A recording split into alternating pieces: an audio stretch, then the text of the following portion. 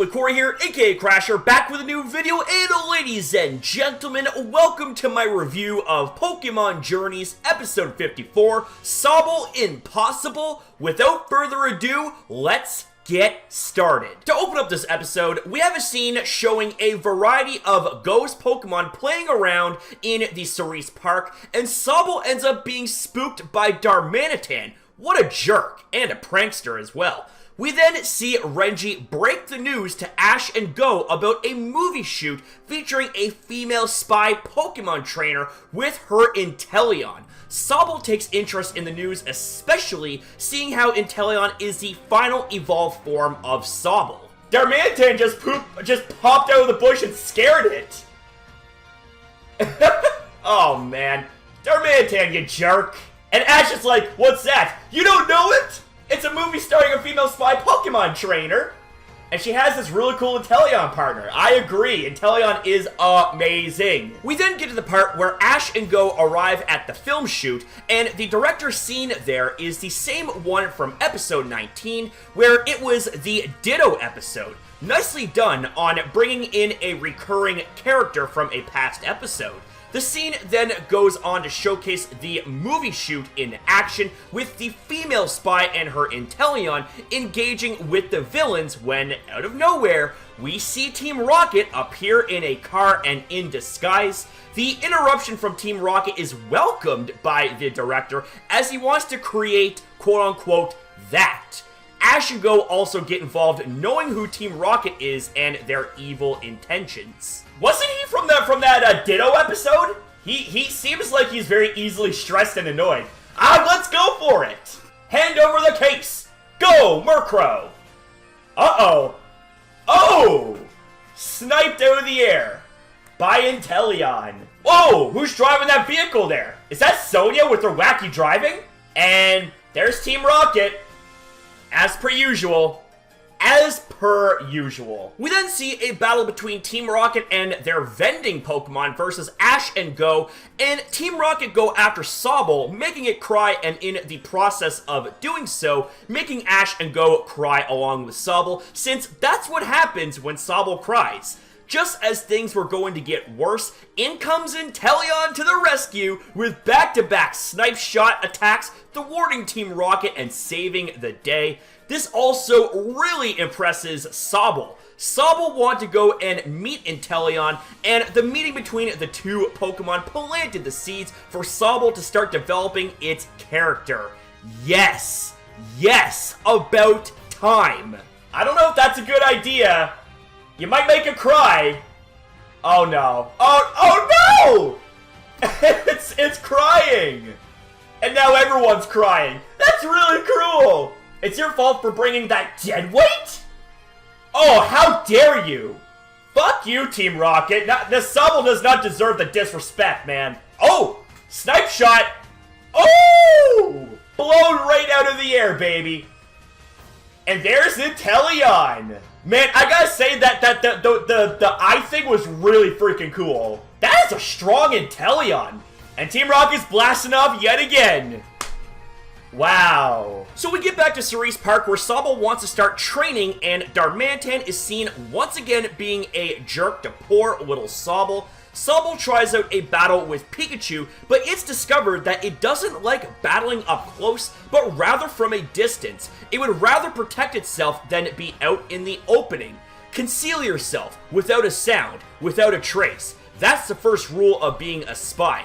Those words rung particularly important here for Sobble, as its ability to conceal itself would prove to be its strength as the training went on. The training scene overall was nice and shows how far Go has come in terms of understanding his Pokemon's needs. Good job on that too, by the way. He did it again! Oh, Sobble's pissed. No, don't run away! I was hoping you'd water gun him in the face! And my chains are getting tied up again. We then get to the scene where Ash and Go come across a man entangled in a net, and it turns out it was Team Rocket's doing as they stole his Gothita. Team Rocket wanted to use this as leverage to bring Inteleon to their meeting spot in a cave.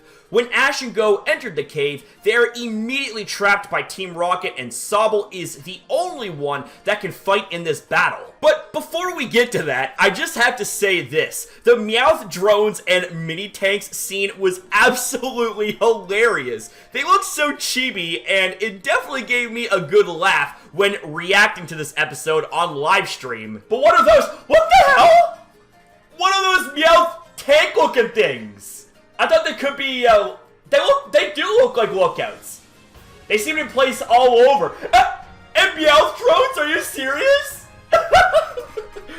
Anyways, back on track here. Sobble is the only one who can fight Team Rocket as it wasn't caught in the cage. Sobble soaks itself with water gun to turn invisible and use its water gun to attack Meowth and Wobbuffet while remaining invisible, which was a smart strategy in this instance, attacking from a distance and then run before it can be hit.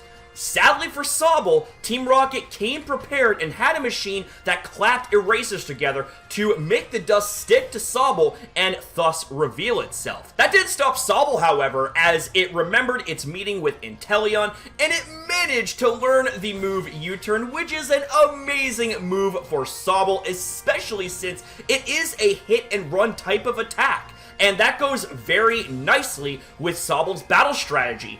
Ash and Go managed to finish off Team Rocket and send them blasting off again, and all was well again. Gothita was saved, and Sobble was the star in this episode. The heroic actions of Sobble impressed Inteleon, which was an added bonus for our cute little Sobble. Sobble used what it learned to get revenge on Darmanitan by soaking it with water gun while it was relaxing. That part was satisfying as Darmanitan was kind of a bully to Sobble here. With the events of this episode, Sobble now aspires to be like Inteleon and be even stronger, and I am all for that 100% of the way. It looks like it's all up to you, Sobble. Alright, Sobble, let's see what you learn, baby. You've been thrown straight into the deep end, but this is the start of your battle. Alright, Sobble, come on, baby, let's go. Alright. Oh, making it nice and invisible. It vanished. There you go, nice. Now water gun. Oh, right in the face. Then run for it. Great job. Attacking from a distance, then running before it can be hit back. Nice. Oh. Oh. Oh. Was that a pound? I just seen a pound with the tail. And what? Wait, it just returned. Dragonfly turnaround? So wait, was that U-turn? Hitting your opponent and then returning. You've learned the ultimate hit and run tactic. So, I guess it is U-turn. Nice! Wow! Very, very nice. That right there is inspirational right there. Nice! Sobble became a much better battler all because of Inteleon. Where are you, Sobble? And there's Darmanitan. Oh! Oh, that's payback right there. Darmanitan just got water gunned in the head. There you go. It was up there. Good job, Sobble. So as for my thoughts on this episode, I'm going to give this episode a solid 7.5 out of 10. This episode wasn't expected to be super hyped and over the top. However, for what it was worth, it was an awesome episode. We got to see Sobble overcome its fear of battling and learn more about its own battle style. The reason why it's not a perfect 10 is because of the nature of this episode. As I said, it wasn't expected to be a super hyped episode, but for what it was worth, it was amazing. It also showed that Go has come a long way in his willingness and ability to read his Pokemon's needs and accommodate them, so definitely I gotta give credit where credit is due. So with that being said, ladies and gentlemen, what are your guys' thoughts overall about episode 54, Sobble In Possible? What would you guys score this episode out of 10?